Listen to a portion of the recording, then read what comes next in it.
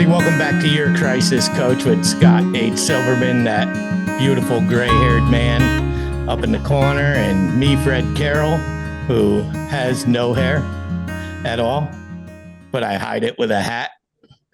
Nice. And our friend Stevie Kuhn. Is it? How do you say it? Kuhn. Kuhn. Yes. Like raccoon. Like Kuhn. raccoon. Yes. Yes. Kuhn. So Stevie. So first, I've got a question without knowing much about you or who you are or anything, but I've always had this. I've never met a Stevie, and I needed to know where the name develops from. So I was named after my dad, actually.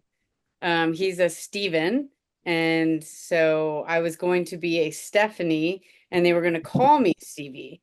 So they just kind of decided, well, let's just name her Stevie. Okay. Well, that's not as exciting as I wanted it. It's not exciting at all. But it's better than Fred and Scott. That's all I could say. Fred and Scott.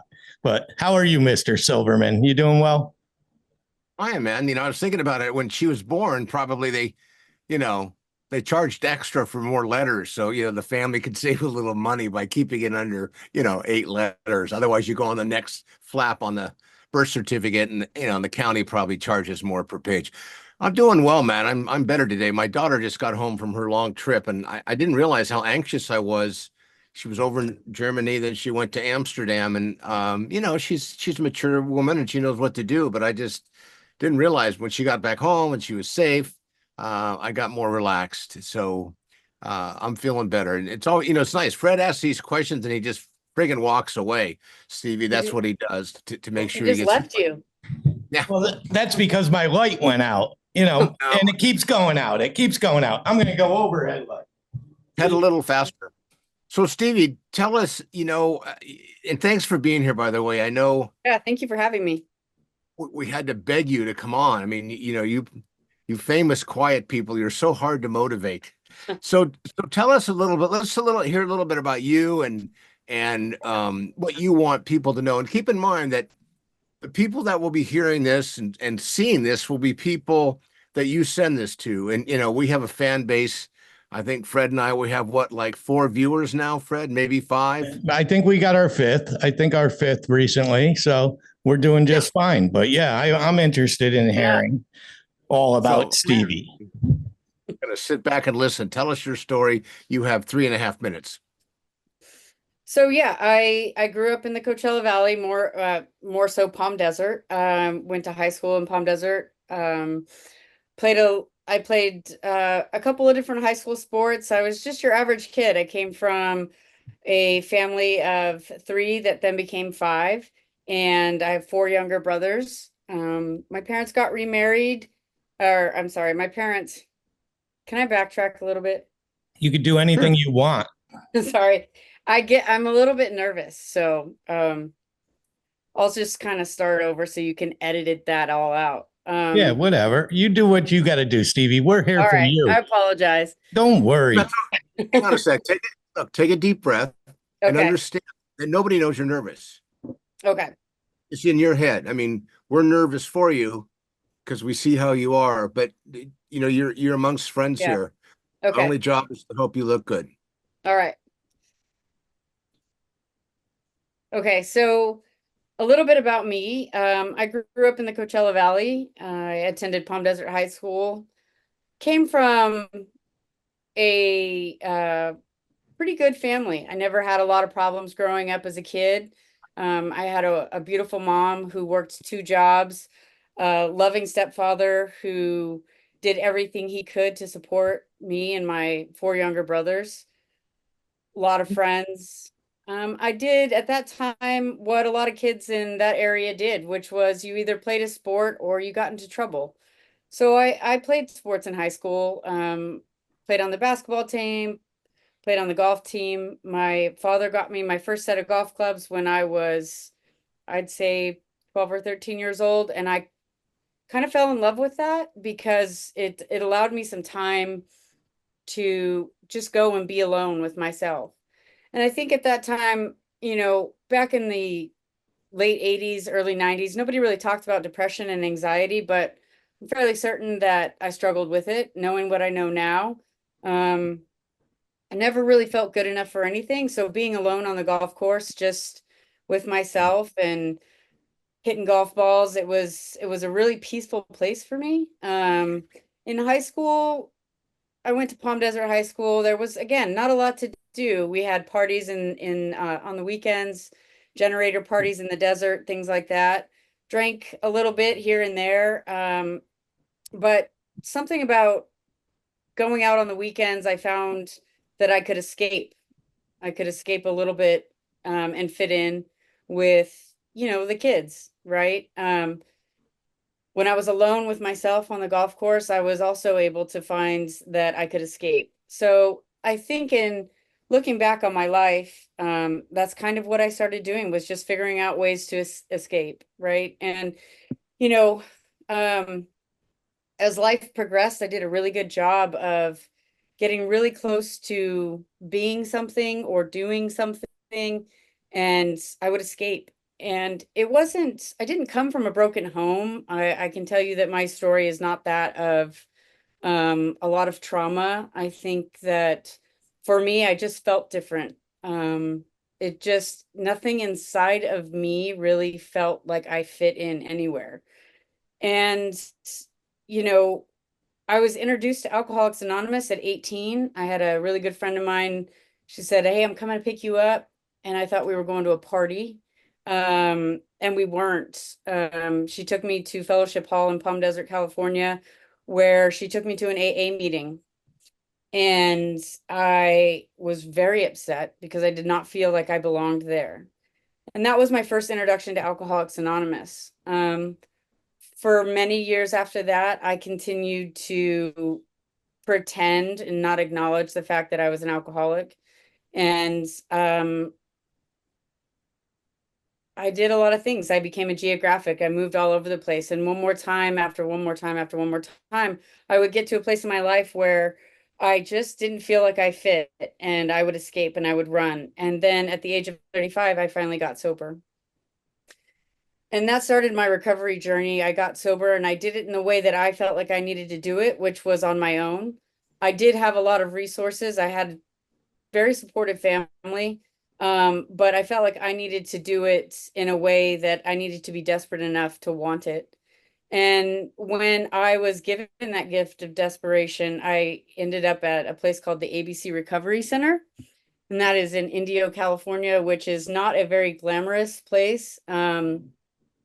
Or it wasn't back then. It was a little bit out of the wheelhouse of what I expected rehab to look like. They used to call it the last house on the block, because that's how it felt. I mean, it was July. It was hot. There was a lot of people there that I normally would not mix with, but I was desperate enough to do something different with my life because I just felt like there had to be more.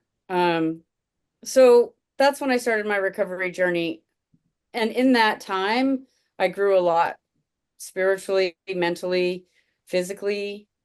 And about 2 years into my recovery, I had a experience in my life where I was working in recovery, which often people do when they get sober. They feel connected to working in recovery. They want to give back. And that's when I met Scott. I was doing business development, so I was doing a lot of marketing and working for a treatment program. And I was about to part ways with that program, and I took some time to myself and thought about, where do I want to go from here? During that time, I really deep dove what it was like for me growing up, and what direction I kind of wanted to go. I started thinking about how it felt to be a teenager who didn't understand what they were going through. I started thinking about what it felt like when nobody else was around and I was alone with myself. And so I thought, I think I'm going to try and do something different. At that time, I started looking into adolescent services in the Coachella Valley. And there wasn't really a lot for teenagers. And so I started asking the question, why don't people help more teens? And a lot of the answers I got was because it was hard. And I felt like that wasn't a good enough answer. I felt like that was not enough for me at that time. And, through the course of doing all this business development and marketing and meeting all these people, I started asking more questions. And that's how I ended up with 417. I connected with a gentleman by the name of Scott. And I had, of course, all of these ideas in my head. And when he broke it down to me, he said, it's very simple. And we opened up our first 417 in Palm Desert in 2017. I was then 5 years sober and I was very excited. Started working with the teen population, and it became very rewarding, but also very difficult. I think the hard part is that understanding that there's so much going on in like today's world, right? Like we're moving so quickly, they're changing so rapidly. And at that time I wasn't a parent, so I didn't understand really what it really meant to have a kid that was struggling. But after sitting with many parents, I started to understand that there's such a gap and lack of education when it comes to what our kids are going through versus what we knew as our struggles, right? There's so many times where I would hear parents say things like, well, when I was growing up and when I was smoking weed or when I was doing this, but it's so different now. It's so different. And we didn't have cell phones. I'm so grateful that back in the day, there were not cell phones. I mean, I had to scrounge up 20 cents to go to a payphone to page someone, you know what I mean? So it was pagers and things like that. But nowadays it's just different. And over the last several years and working for 417 and building this business, it's just become incredibly apparent that if you really, really, really, really want to help kids, you have to work with the families as well. And that's one of the beautiful things that I love about our program is the family component that we offer, because when I was growing up, I don't think my parents even knew what questions to ask. I don't think they even knew what it meant to be depressed. I don't think they even knew what it meant to be anxious. I don't think they understood, because we came from a time, and really quickly came from a time of simplicity when you could just be, right, into a time where everything needed to happen right now, and there's no escape. There's no escape. So I don't know. I mean, working with teenagers is absolutely amazing, but it's the family work that we do that I really enjoy. It's the seeing the parents when they come in and when they graduate, the growth that they experience, offering that safe space. I think that's one of the things that was most important for me, was really providing a safe space for the kids, right? Really providing a safe space for the teens, because they need somewhere to go where they can be who they are and where we can meet them where they're at. Are you specifically for teens? Yes, our program is specifically for teens. We treat 12 to 17-year-olds. What happens if somebody's not, let's say, I'll just give a scenario, Sure. 16 and a half years old. What do you do with them once they turn 17 and they're not ready yet? Well, we can still we can still work with them at 17. We actually will consider them at 18 if they're in our program and in our care. And somebody turns 18, as long as they're living at home and going to high school, we allow them to complete treatment. So you got to understand too that not every 18-year-old, just because their birth certificate says 18, doesn't necessarily mean that they're 18. Right. I mean, the development that we're seeing is there's some 18-year-olds that are developing very slowly. And you have to take those things into consideration. Where are they at cognitively in order to be able to effectively treat them as well? Yeah, that's great. That's well, you did a very good job of description. We now know who you are and what you are. You kind of glanced over how bad your drinking had gotten at times, but I understand it must if you have friends taking you. First of all, that's a good friend. Yeah. I hope you're still friends, Yeah. and it's also it is it's above her. Well, her or him, whoever brought you there, their maturity was through the roof because I would have never considered helping somebody that way at that age. Yeah, I mean, I honestly don't know. I don't know where it really came from. It's interesting because we met each other at a youth group church Wednesday night sort of thing. That's how we became friends. We also took our first drink together. Well, my first drink. I don't know if it was hers, but and I know exactly where we were. It was, it was Saturday night. Seagram's 7, Oh, fruit horrible. punch, red Solo cup. Her parents were out of town and we just tore it up. Well, on a side note, as a first of all, I'm not an addict or a recovered addict, but I do still drink, and Seagram 7 is off my list because that is one thing that I drank as a youth that I got so sick drinking it that the smell alone is enough to turn me off. But so Scott, what do you got to add to this? Well, a couple things. And thanks for sharing that, Stevie. Stevie, when did we first meet? Do you remember how long ago it was? I was thinking about that the other day. I think I was about 2.5 years sober, so about 10 years ago. Yeah, and I was just starting, Fred, my treatment center.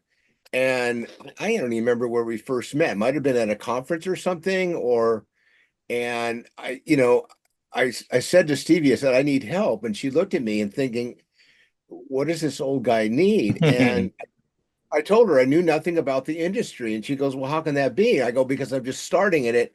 And then I called and told her about my story, family, retail, housing. And this lady said, look, let's make an appointment. You come out to the desert. And I get emotional when I think about my relationship with her. She took me by the hand and she introduced me to people that she knew well in the industry and said, this is my buddy Scott. He's from San Diego. I know he doesn't look new, but he's new in the industry and he wants to meet people and understand how it works. And she spent, I don't know, a couple days just literally driving to different treatment centers, residential, outpatient programs. And I don't know if we went to ABC or not, but I know we talked about it. And she just basically allowed me to ask 640,000 questions and took her time. And, she's probably one of the kindest people I know in recovery. I don't know if I've told you that or not, Stevie, but, a lot of people get in this industry and they're just so busy trying to get heads in beds. And all she was willing to do, wanted to do, was answer any questions I had, not knowing me or my motivation. But I guess she sensed something. And plus, I wasn't from Coachella Valley, so I wasn't going to be competition anywhere. But I just enjoyed our time so much, and we stayed in touch.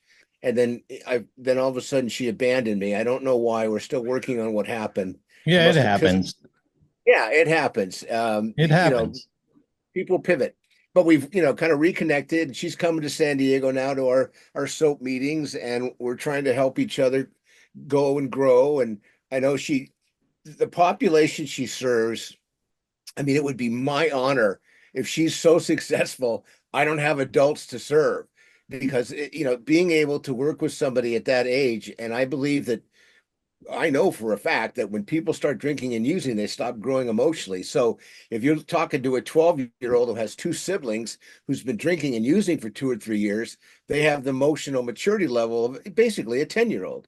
So being able to, intervene at that age or be a resource at that age, that means they don't have to go through their developmental years, and all that trauma. because all of that has to be processed in recovery. So, to be able to safety net young people is just really, really, and I Well, get well, calls from seeing families. that you said that, Scott, one thing that comes into my mind, a couple things from what Stevie was talking about.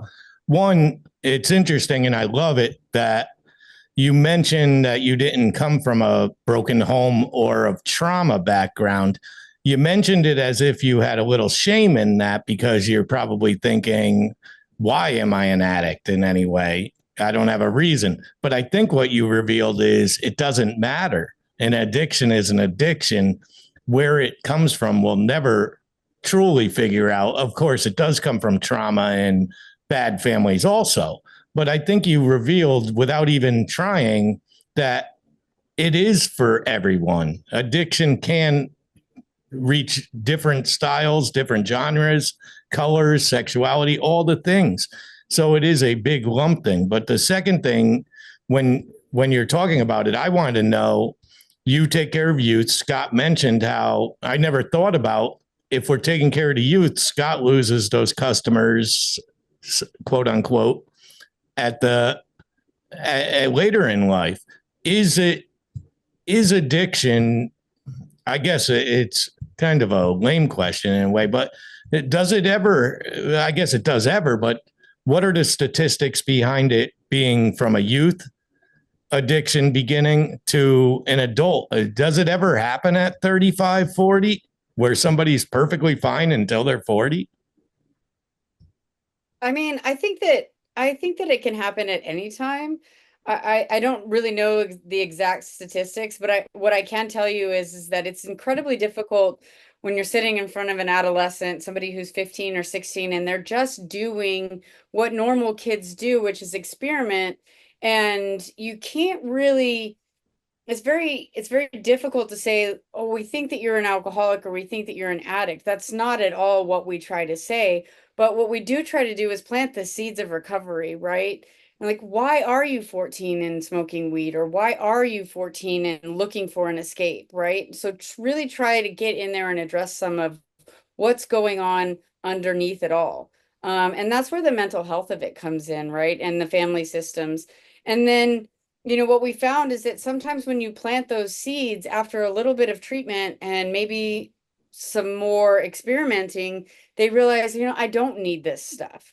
So, I can say that at 18, did I know that I was an alcoholic? No, I don't even think I knew what that was. It wasn't something that I was familiar with.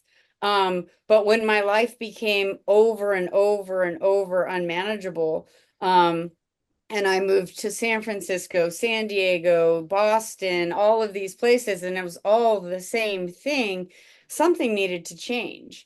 So I think that, addiction and alcoholism can show up in many different forms, right? But at what point is it affecting your life on enough levels to the point where you have to do something different? And they always say you just change one thing and that's everything, Yeah, it's so interesting. So It's a Me and Scott do this every week. We talk about it, and I'm always amazed at people such as yourself, how giving and helpful you are after the fact of doing it. But even Scott enlightened it even more by his. I don't hear Scott talk about people like that very often. Usually he's making fun of me or, you know, trying to hurt me, right, Scott?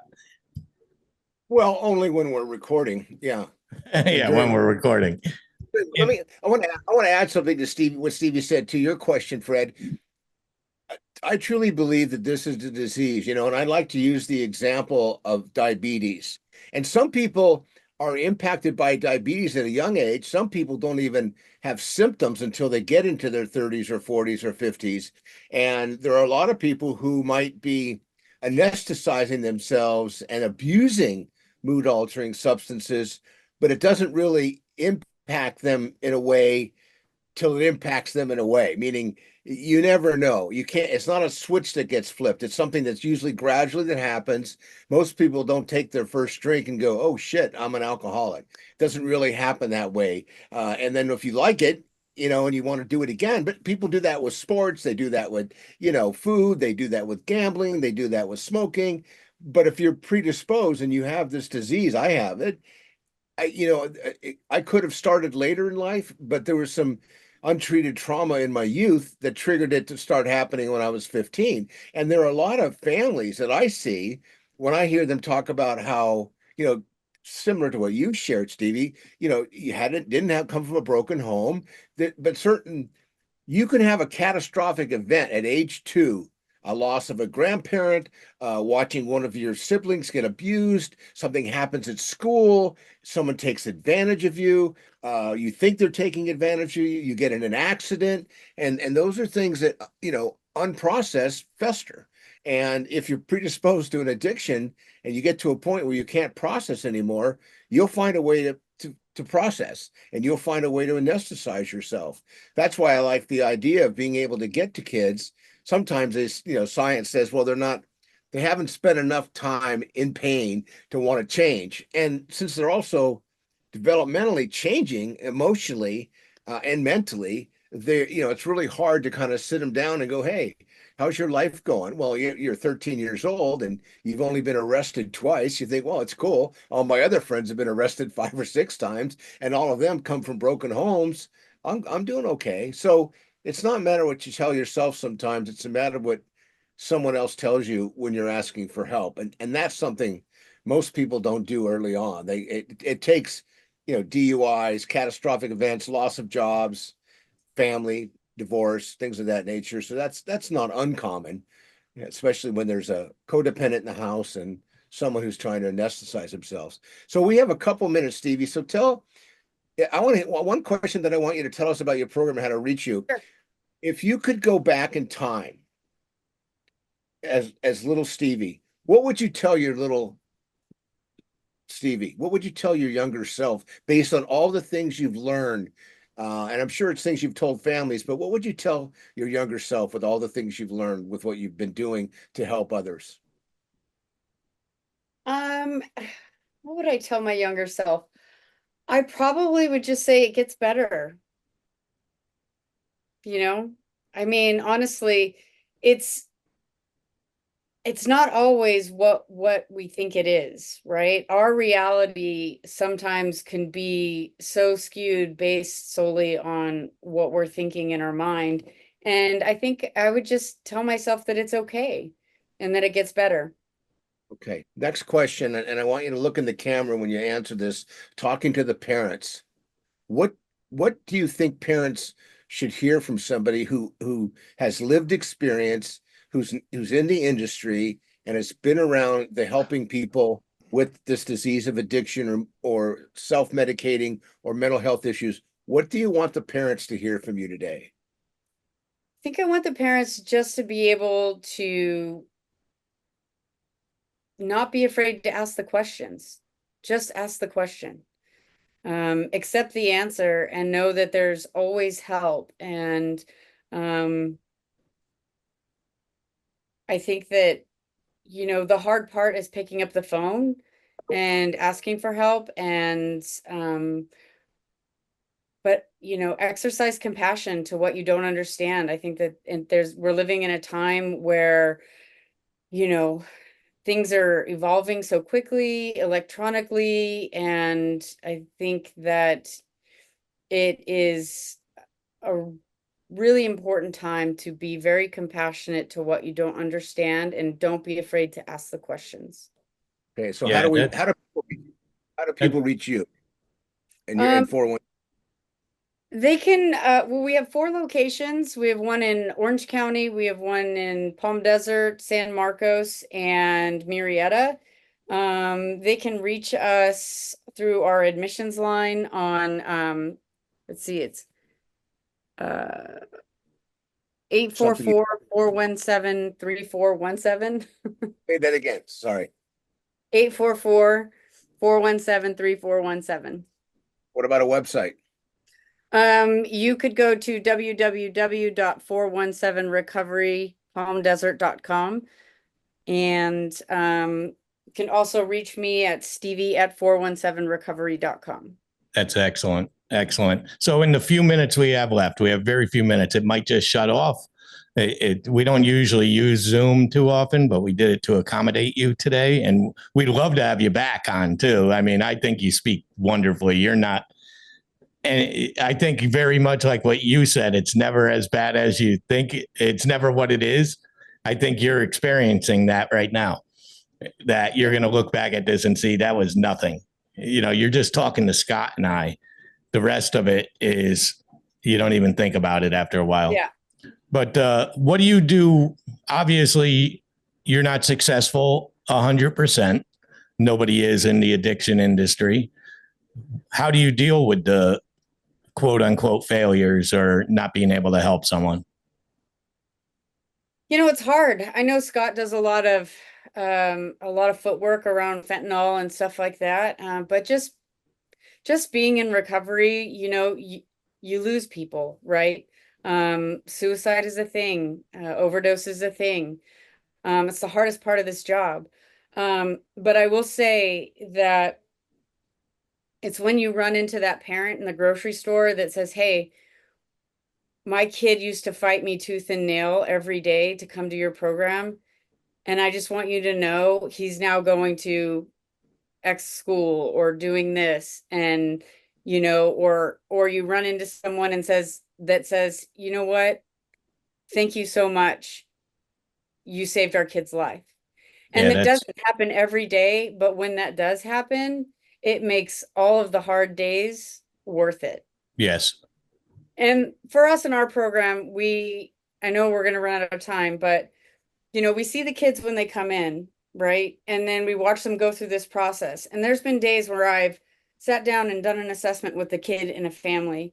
And I've walked through the office 35, 40 days later, and it doesn't even look like the same person. And then you sit in when they have their graduation, and it's nothing but tears and gratitude that you were able to be a part of this family's lives. And it's like I tell my staff, you may not realize it now, but wherever this teen goes and whatever they do, you will have impacted their life, and they will forever remember their experience here, because you have changed the trajectory of where they were to where they could possibly go.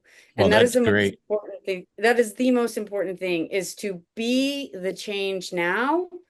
And whatever happens, happens.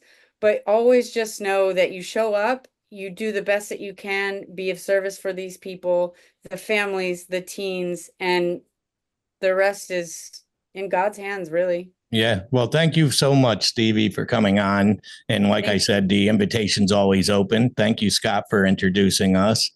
I do want to say on a side note, when people say web addresses, I read this somewhere. They often say the www before a web address. And of course, we're all trained that way. Did you ever notice that that's supposed to be what's it short for? World Wide Web, right? Yeah. The shortening has more syllables than World Wide Web. World Wide Web is 3 syllables. www is 9. Yet it's the short. That's just one of my weird things that I see in here. So that's the stuff that keeps you up at night. That's the stuff that keeps me up. So this is your crisis coach with the great Scott H. Silverman, the amazing, my friend, Scott H. Silverman. 40 thank you guys. 40 years sober now. He's an amazing man. Amazing man. But thank you, Stevie, for telling your story. And Scott, thank you for joining me. And you want me to end it, Scott? You want me to sign off before minutes do?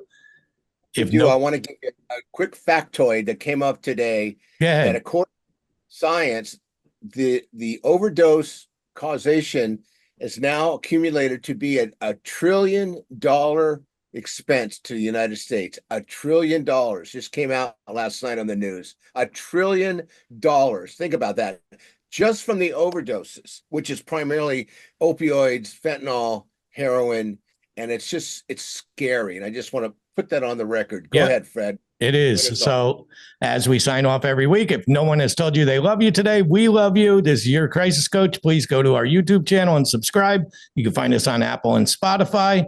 And you can find Scott at scotthsilverman.com. Numerous places. What's your phone number, Scott? 619 619-993-2738. 619-993-2738. Call me, text me, but do something. Get into action. As Stevie said, asking for help's hard, but the outcome can be really, really simple if you make that effort. Yes. Okay, you guys, thank you very much for joining us, and we'll see you again next week. Thanks, everyone.